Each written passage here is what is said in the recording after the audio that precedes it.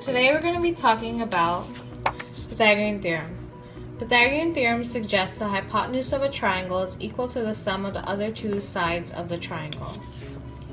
The formula for Pythagorean Theorem is a squared plus b squared equals c squared. A is one side, which is also known as a leg. B is the second side, which is also known as a second leg, and C is the hypotenuse. Now remember that the hypotenuse has to be bigger than A and B. So, why is this theorem useful?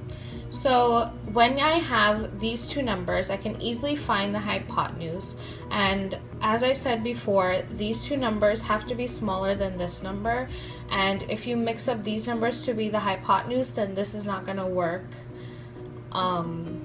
This is not going to work as well. Now here I have a problem where we have to solve for A. So 8 to the second power is 64. This is A squared. And 9 to the second power is 81. So now I have to subtract over the 64. So 81 minus 64 is 17. So I'm going to make that equal to a squared. And now I'm going to square root both sides. So a equals square root 17. Since I can't simplify this, I'm just going to keep it as square root 17.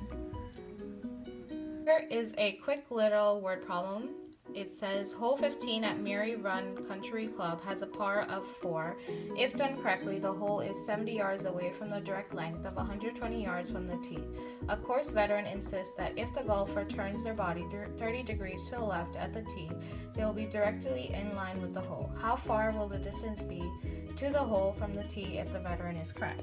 So here, just for a visual, I created a triangle and I put 70 here since it said that it is 70 yards away from the direct length of 120. And I put 20 yards here because it's 120 yards from the tee. So I plugged in these numbers into Pythagorean Theorem and I got this value. And I added these two values up so that I could find the hypotenuse. Then I square rooted both sides and I got 138 yards to be our C value. So for this problem, I'm solving for C. So when I added these two values up, after getting these two numbers, I got 340 equals C to the second power. I had to square root both sides so that I can find the hypotenuse, and I got 2 square root 85. So how can we check if it's a right triangle? So here I have 3 numbers listed. I plugged it into Pythagorean Theorem. I got A is 10, B is 23, and C is 26. After solving everything, I found out the 629 is not equal to 676, which means it's not a right triangle. So if it's not a right triangle, what type of triangle is it?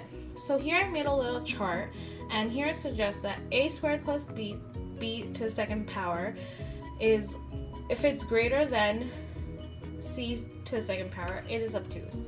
Same goes here. If this value is less than C squared, C to the second power, it is acute. If it's equal, then it's right. Again, I like to reiterate, if this is greater than this, it is obtuse. If this is less than this, it is acute.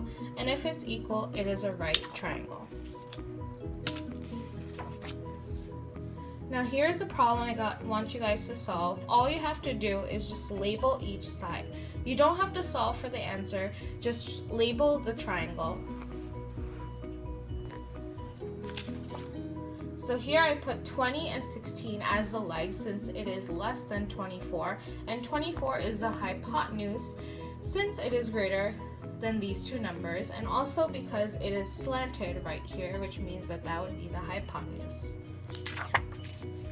So in this problem, I was given 3 numbers, and when I added these two numbers up, obviously 4 to the second power is 16, and when I took this value, added it to this value, I got 2 172, and when I did 28 to the second power, I got 784.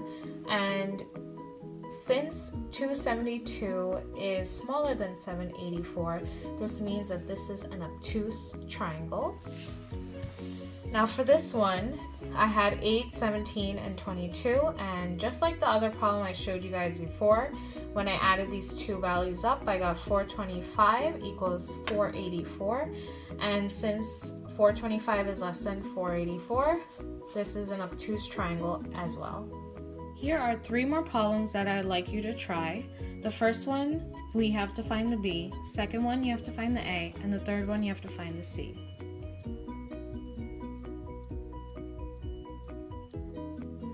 So in this first one,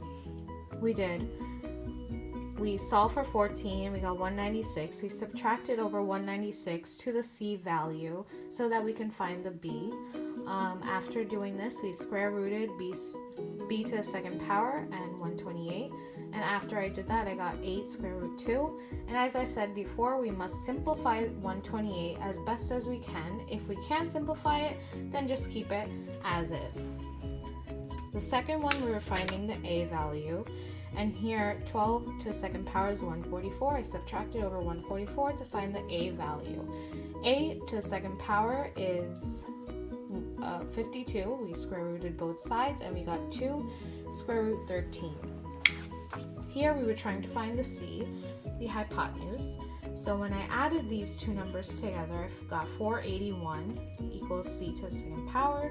I square rooted both sides, and I couldn't simplify this more, so I just kept it as is. If you would like, you can change it into a decimal, but I like it this way, so that's why I just kept it in the square root form. Here are the answers. Here are some extra practice problems that you can do. Here you just have to find the A value, and these ones just find the answer and tell us what the type of triangle it is.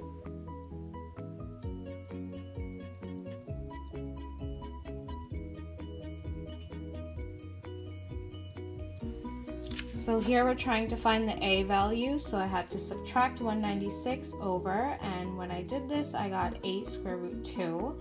Yes, this was a problem from the practice that we did before. In this one, we had 16, 18, and 20. And when I added these two numbers up, I got 580 equals 400. And as we said before, if 580 is greater than 400, it is acute. Same goes with this one. I solved it out. I got 208, 196, means it is acute. And for this one, I had 145 equals 2601, and I had it as obtuse since the C value was greater than the A and B value.